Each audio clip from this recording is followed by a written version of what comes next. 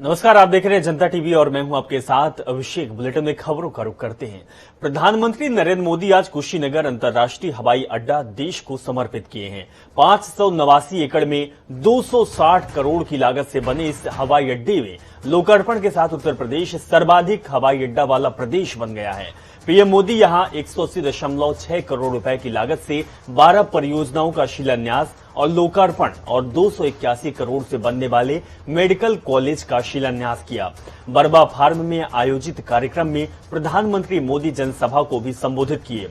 वहीं इसके साथ ही मोदी भगवान बुद्ध के महापरिनिर्वाण स्तूप भी पहुंचे और यहां शान मुद्रा में पश्चिम दिशा की तरफ सिरकर लेटे भगवान बुद्ध की प्रतिमा का पूजा भी की।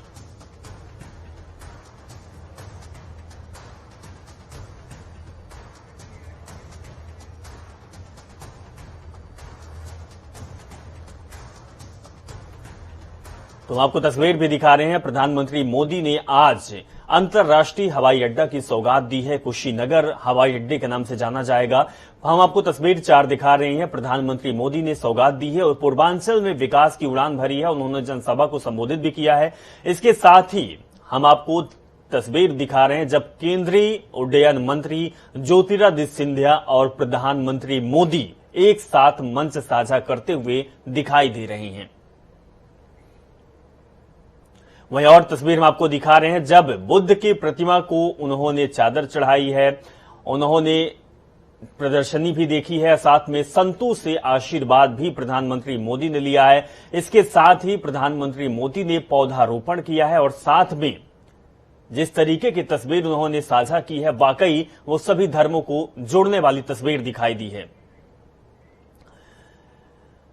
खबर आगरा से है। आगरा में पुलिस कस्टडी में हुई एक कर्मचारी की मौत के बाद उसके परिजनों से मिलने जा रही कांग्रेस महासचिव प्रियंका गांधी को पुलिस ने हिरासत में ले लिया था, जिसके बाद पुलिस लाइन ले जाया गया। हालांकि कुछ समय में ही पुलिस ने प्रियंका गांधी सहित 4 लोगों को आगरा जाने की परमिशन दे दी है।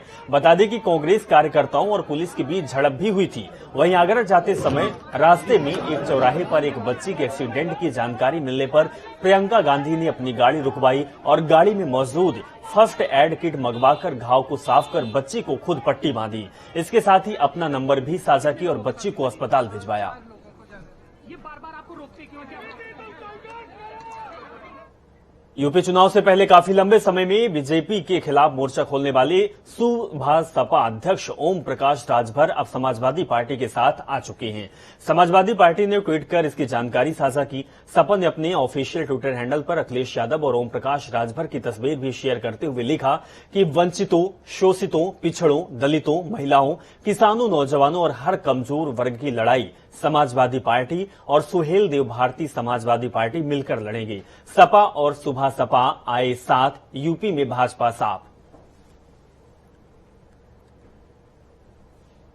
लखनऊ में आम आदमी पार्टी के राज्यसभा सांसद संजय सिंह ने प्रेस कॉन्फ्रेंस की है और इस दौरान संजय सिंह ने उत्तर प्रदेश की योगी सरकार पर जमकर निशाना साधा है। उन्होंने कहा है कि एक बहुत ही पीड़ादायक घटना सामने आई। आगरा के अंदर वाल्मीकि समाज के सफाई कर्मचारी अरुण की पुलिस हिरासत में मौत हो गई। इस घटना ने एक बार फिर से हाथरस कांड की पुनरावृत्ति की है और फिर से ये बताने का काम किया है कि प्रदेश में समाज के वंचित लोगों के लिए, दलित समाज के लिए उनकी कीमत इस प्रशासन की निगाह में जानवरों से ज्यादा कुछ नहीं है। हमारी मांग है कि इस घटना की उच्च स्तरीय जांच और दोषियों पर कार्रवाई हो।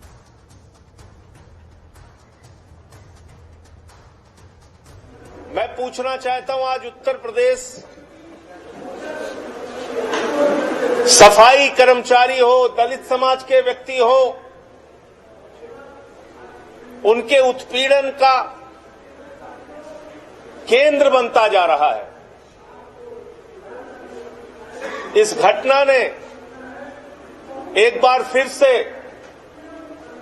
हाथरस कांड की पुनरावृत्ति की है। इस घटना ने एक बार फिर से ये बताने का काम किया है कि उत्तर प्रदेश में समाज के वंचित लोगों के लिए, दलित समाज के लिए उनकी कीमत इस प्रशासन की निगाह में जानवरों से ज्यादा। वहीं बस्ती में बीजेपी के सांसद हरीश द्विवेदी आज शहीद सत्यवान सिंह स्टेडियम में पहुंचे। इस दौरान उन्होंने सांसद खेल महाकुंभ के आयोजन को लेकर फीडबैक लिया। बता दें कि आगामी 13 नवंबर से 20 नवंबर तक चलने वाले सांसद खेल महाकुंभ का आयोजन होने जा रहा, जिसकी पूरी जिम्मेदारी सांसद हरीश द्विवेदी ने खुद संभाली है।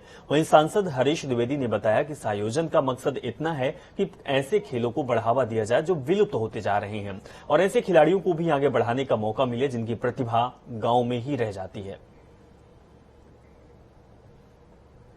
आदरणीय प्रधानमंत्री जी लगातार ग्रामीण खेलों को और प्रोत्साहित करने के लिए और ग्रामीण खिलाड़ियों को उचित प्लेटफॉर्म उपलब्ध कराने के लिए लगातार भारत सरकार ने प्रयास किया है और भारत सरकार ने खेलो इंडिया एक अभियान पिछले 5-6 वर्षों से चला रही है। उसका मकसद यही है कि ग्रामीण खेलों को प्रोत्साहित करना, ग्रामीण खिलाड़ियों को प्रोत्साहित करना। उसी संदर्भ में माननीय प्रधानमंत्री जी की प्रेरणा से मैंने भी बस्ती में सांसद खेल महाकुंभ का आयोजन किया है।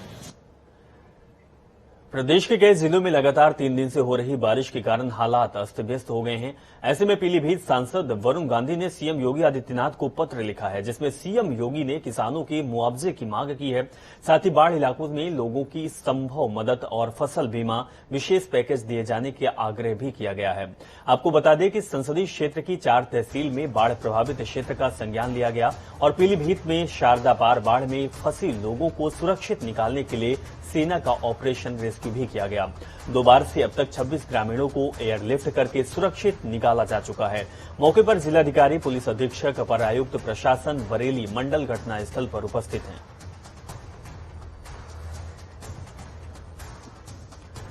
बिहार में एनडीए गठबंधन के बाद वीआईपी पार्टी अब उत्तर प्रदेश में अकेले ही चुनाव समर में कूद पड़ी है। ऐसे में वीआईपी पार्टी के संयोजक और सन ऑफ मल्लाह के नाम से जाने जाने मुकेश साहनी गाजीपुर में रैली करने के बाद वाराणसी पहुंचे। यहां पर उन्होंने सर्किट हाउस में पार्टी पदाधिकारियों और कार्यकर्ताओं के साथ आने वाले 2022 के चुनाव को लेकर बैठक की और कार्यकर्ताओं को पूरी दमखम के साथ तैयारियों में जुट जाने का मंत्र भी दिया। वहीं मुकेश साहनी ने प्रियंका गांधी की तरफ से महिलाओं को 40% चुनाव में टिकट देने की बात पर मुकेश साहनी ने बताया कि यह अच्छी बात है, महिलाओं को सम्मान देना चाहिए। करना नहीं चाहते हैं, हमारी ताकत को हम दिखाना चाहेंगे। जैसे हम बोल रहे हैं कि 15% हमारे पास वोट है, तो 15% लाके दिखाना पड़ेगा, सिर्फ बोलने से नहीं होगा। हमने बिहार में लाके दिखाया और बड़े बड़े पार्टी हमारे सामने में आके झुका और हमसे गठबंधन किया। हमने बिहार में कभी किसी पार्टी के साथ गठबंधन करने के लिए नहीं गया, लोगों ने हमारे पास आया और फिर समय के अनुकूल हमने गठबंधन किया। आज बिहार में निषाद समाज का एक अपना सरकार है, वीआईपी पार्टी सरकार का हिस्सा एनडीए के साथ है। हमारी गठबंधन एनडीए के साथ बिहार में है। उत्तर प्रदेश में हम स्वतंत्र हैं और हम अकेले अपने समाज की लड़ाई के लिए ये पार्टी बना, वीआईपी पार्टी, उनके हक अधिकार के लिए पार्टी बना और आज अधिकार नहीं मिल रहा है। मैं मंत्री बनने के लिए नहीं आया है बॉम्बे से। शाहजहांपुर कचहरी परिसर में ही वकील की हत्या हो जाने के बाद प्रदेश के अलग अलग जनपदों में वकील आक्रोशित दिखाई दिए। बुधवार को लखनऊ में डीएम कार्यालय के बाहर वकीलों ने प्रदर्शन के दौरान मुख्यमंत्री का पुतला जलाया। पुलिस की लापरवाही और उदासीनता रवैये को लेकर वकीलों ने सड़क को जाम कर दिया और पुलिस और प्रशासन के विरोध में जमकर नारेबाजी की। इस दौरान वकीलों ने आरोपी को सख्त से सख्त सजा और पूरे मामले में जल्द कार्रवाई की मांग की है। हम आपको 3 तस्वीर में दिखा रहे हैं, झांसी, शाहजहांपुर और लखनऊ में, जहां पर वकीलों ने प्रदर्शन किया और सख्त कार्रवाई की मांग की है। वाराणसी में 25 अक्टूबर को प्रधानमंत्री मोदी के आगमन के पूर्व जिले के प्रभारी मंत्री आशुतोष टंडन सर्किट हाउस में अधिकारियों और जनप्रतिनिधियों के साथ समीक्षा बैठक की। बैठक में नगर विकास मंत्री और जिले के प्रभारी मंत्री आशुतोष टंडन ने शहर में हो रहे विकास कार्यों और कानून व्यवस्था को लेकर चर्चा की। साथ ही प्रधानमंत्री के प्रस्तावित जनसभा को लेकर बताया कि जनसभा के लिए जो स्थान चयनित किया गया है वो कहीं छोटा ना पड़ जाए, भारी संख्या में लोगों को इकट्ठा होंगे। है विभिन्न परियोजनाओं का माननीय प्रधानमंत्री जी लोकार्पण और शिलान्यास करेंगे। स्वास्थ्य विभाग की अधिकांश योजनाएं हैं और कोरोना आपदा के बाद ये पहला अवसर है जो माननीय प्रधानमंत्री जी इतनी भारी संख्या में लोगों को संबोधित करने जा रहे हैं। लोगों में इसका बड़ा उत्साह है। देश भर में आज कृष्ण भक्त शरद पूर्णिमा का उत्सव बड़े ही धूमधाम से मना रहे हैं। तो कान्हा की नगरी वृंदावन के बांके बिहारी मंदिर में भक्तों का तांता लगा हुआ है, जहां पर हर कोई बांके बिहारी जी की उस छोटे और छटा को देखने के लिए आतुर है, जिसमें वो श्वेत वस्त्र धारण करके अपने हाथों से बांसुरी बजाते हुए भक्तों को दर्शन दे रहे हैं। साल भर में ऐसे दर्शन सिर्फ शरद पूर्णिमा के दिन ही भक्तों को मिल पाता है, इसीलिए आज बिहारी के मंदिर में अपार भीड़ उमड़ पड़ी है और हर कोई अपने मन में भगवान की ये मनोहारी छवि उतारने को आतुर है। कहते हैं कि आज के दिन कृष्ण राधा रानी के साथ राम लीला का आनंद लिया था, इसीलिए मंदिर में भगवान के साथ उनकी सखियों को भी विराजमान किया जाता है। भले ही उत्तर प्रदेश 2022 के चुनाव की अभी तारीखें नहीं घोषित हो, लेकिन उसका असर पूरे प्रदेश में नजर आने लगा है।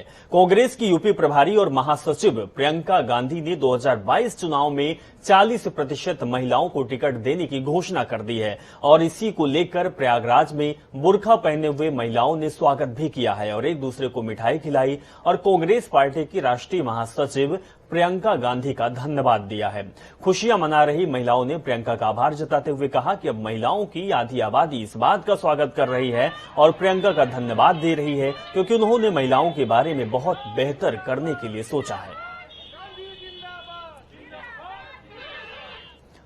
बांग्लादेश में लगातार हिंदुओं के ऊपर हो रहे अत्याचार और हत्या के खिलाफ भारत के अंदर लोगों में आक्रोश फैल गया है। बहराइच में आज बजरंग दल और विश्व हिंदू परिषद के तमाम कार्यकर्ताओं ने बांग्लादेश सरकार के खिलाफ विरोध प्रदर्शन किया है। प्रदर्शनकारियों का कहना है कि जिस तरह बांग्लादेश में हिंदुओं के ऊपर अत्याचार किया जा रहा है, ये कतई सही नहीं है। जो लोग बांग्लादेश में हिंदुओं के ऊपर अत्याचार कर रहे हैं, ऐसे लोगों पर सरकार को कठोर कार्रवाई करनी चाहिए।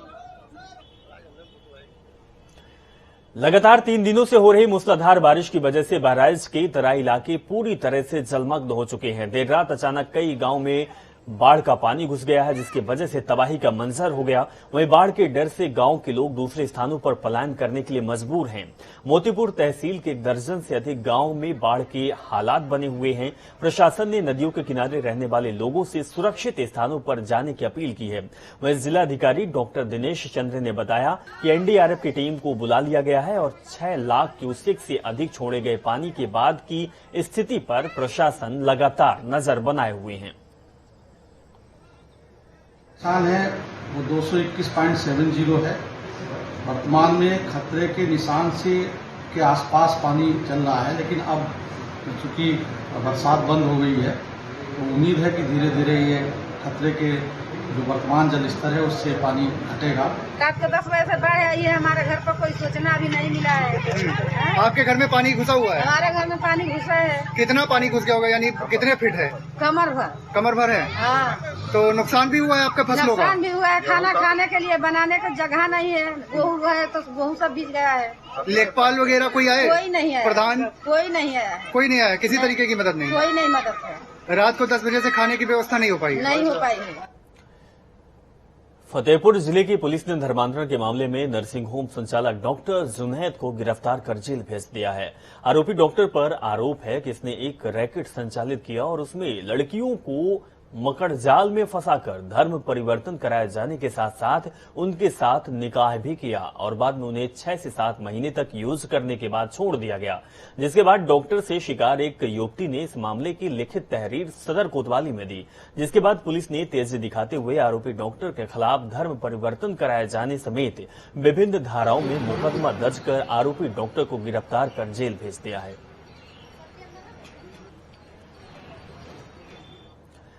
वाल्मीकि जयंती पर आज समाजवादी पार्टी के 2 पूर्व कैबिनेट मिनिस्टर अरविंद सिंह गोप और अभिषेक मिश्रा माल्यार्पण करने परिवर्तन चौक पहुंचे। इस दौरान अरविंद सिंह गोप ने कहा कि समाज के लिए वाल्मीकि जी का योगदान कभी भुलाया नहीं जा सकता। वहीं कुशीनगर एयरपोर्ट में उद्घाटन के सवाल पर उन्होंने कहा कि अखिलेश सरकार में ही इसकी नींव रखी गई थी और इस दौरान उन्होंने और क्या कुछ कहा, हम आपको दिखाते और सुनाते हैं। साथ 2 समाजवादी पार्टी के कैबिनेट मिनिस्टर मौजूद हैं और तो जानेंगे क्या। पहले तो वाल्मीकि जयंती पर आप आए हैं, क्या कहना चाहेंगे? समाजवादी पार्टी के नेता विजय वाल्मीकि जी हर वर्ष वाल्मीकि जयंती पे यहाँ बड़ा कार्यक्रम करते हैं। पूरी पार्टी राष्ट्रीय अखिलेश यादव सुबह माल्यार्पण किया है। आज अभिषेक जी हम लोग हर वर्ष आते हैं। मेरी यही प्रार्थना भगवान से है कि प्रदेश और देश में तरक्की हो, खुशहाली हो। आज जो गरीब किसान नौजवान परेशान है, हर व्यक्ति हर तबका परेशान है। मैंने यही प्रार्थना की आने वाला कल समाजवादियों का हो, अखिलेश यादव की इतनी ताकत भगवान दे कि उत्तर प्रदेश बागडोर उनके हाथों में हो। आज आगरा में फिर एक वाल्मीकि की हत्या हुई है, पुलिस कस्टडी में मौत हुई है उसकी। उत्तर प्रदेश में कानून व्यवस्था ध्वस्त है। कानून व्यवस्था नाम की कोई चीज नहीं है। पूरी प्रदेश और देश की सरकार केवल फीता काटने में मस्त है। जो अखिलेश जी ने शिलान्यास का उद्घाटन, उसका पत्र बदलने में मस्त है। मैं सरकार से पूछना चाहता हूं, एक काम को बता दो पूरे प्रदेश के, जिसका शिलान्यास उद्घाटन सरकार ने किया हो। ये सारा काम समाजवादियों का है, उसी का फीता काटा है। उसी जेवर का आज जो कुशीनगर में एयरपोर्ट पे एक उद्घाटन हुआ, फिर उसके बाद अभी जेवर का एयरपोर्ट का उद्घाटन होना है। ये जमीन किसने दी, यहाँ काम किसने शुरू कराया, और ज्यादातर काम इसका अखिलेश यादव जी सरकार हुआ। ये केवल फर्जी नाम ले रहे हैं, फीता काट रहे हैं। जनता सब देख रही है। 22 में बटन दबा के जनता अपमान का बदला लेगी, अखिलेश जी बुलाएगी, बीजेपी हटाएगी। अभिषेक जी, आपसे सवाल है, कल प्रियंका जी ने 40% महिलाओं को दावेदारी का मौका दिया। उन्होंने कहा है कि उनकी पार्टी 40% महिलाओं को मैदान में उतारेगी।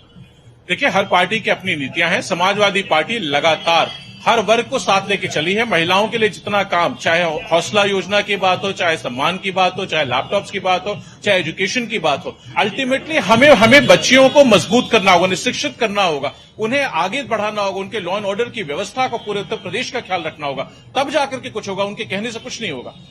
अब जैसे समाजवादी पार्टी के लिए भी एक सवाल है कि वो कितने लोग महिलाओं को टिकट देगी। समाजवादी पार्टी ने हमेशा नेतृत्व दिया है, हमेशा स्थान दिया है। आगे भी आप देखेंगे चुनाव में बहुत अच्छे तरीके से महिलाओं को आगे करके लड़ाया जाएगा। और शुक्रिया हमसे बात करने के लिए।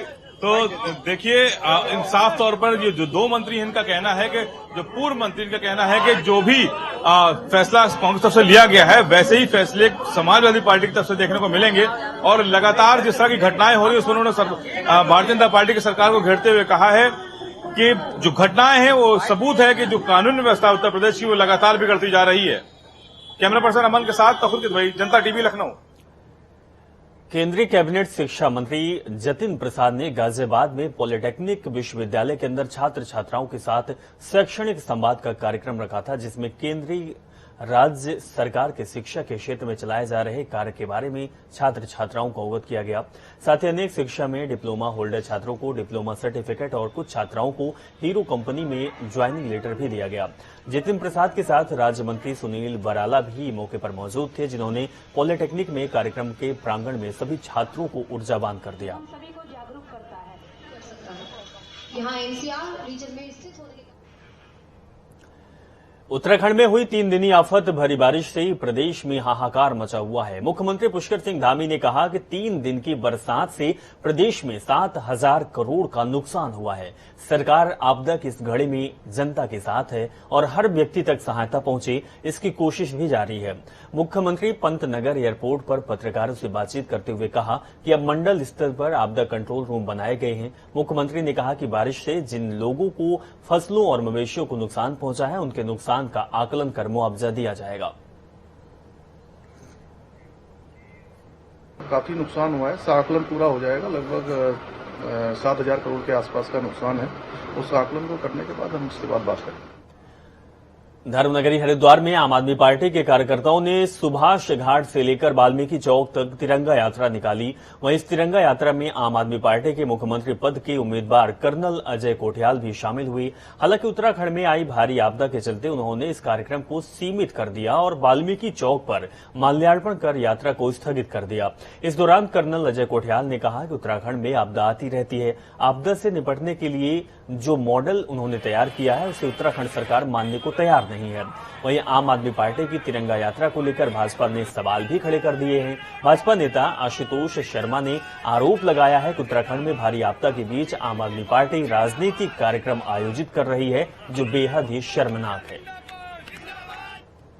ये भी करना चाहते हैं कि बगैर किसी को क्रिटिसाइज करें, क्योंकि बार बार ये आपदा आती रहेगी। तो वो मॉडल जो हमने पहले केदारनाथ में बनाने की कोशिश करी थी, जो कभी फॉलो नहीं करा सरकार ने, जो बीच बीच में रेणी में जब आपदा आई दोबारा, उस टाइम पे किसी ने फॉलो नहीं करा। इस टाइम पे जो आपदा आ रखी है, इस टाइम पे हम दोबारा सरकार तंत्र को बोल रहे हैं कि जिस प्रकार से हम टीम तैयार कर रहे हैं आगे के लिए ना, उसे करें। और इसके बाद में दोबारा हम उसी जज्बे के साथ में, जो कि हम आशीर्वाद ले रहे हैं आज इस चौक में खड़े होके वाल्मीकि जी के पुण्य जन्मदिन पर कि आम आदमी पार्टी आपदाएं आती रहेंगी, लेकिन उसके बावजूद क्योंकि इंसानों ने यहाँ पे रहना है, किस प्रकार से आगे को पहाड़ों में अच्छाई के लिए बढ़ती रहेगी। एक और जहां हमारे प्रदेश के संवेदनशील मुख्यमंत्री अपने सभी प्रकार के कार्यक्रमों को निरस्त करके सिर्फ और सिर्फ आपदा नियंत्रण के लिए अधिकारियों के साथ 24 घंटे सतत जागरूक होकर काम कर रहे हैं, दूसरी ओर आम आदमी पार्टी के नेता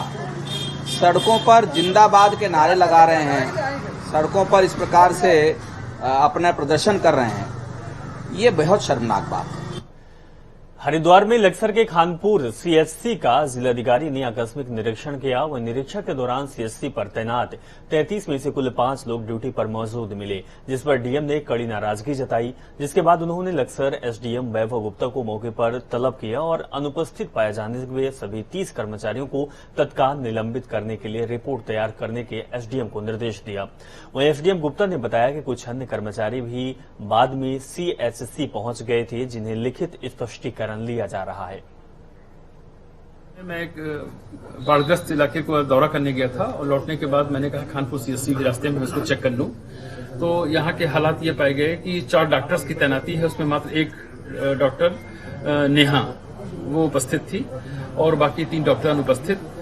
कुल मिला के 33 लोगों का यहाँ पर स्टाफ है इंक्लूडिंग डॉक्टर, उसमें 5 लोग उपस्थित हैं और 28 लोग अनुपस्थित हैं।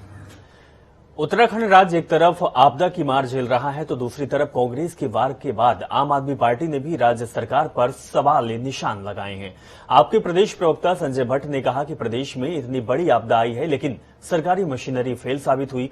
सरकार ने मौसम विभाग की गंभीर चेतावनी के बाद भी पूरे इंतजाम नहीं किए। भट्ट ने कहा कि सरकार केदारनाथ आपदा के बाद सबक नहीं सीख पाई है। चलिए, बुलेटिन में बस इतना ही। आप अपना बहुत ख्याल रखिए, खुश रहिए और जनता टीवी देखते रहिए। नमस्कार।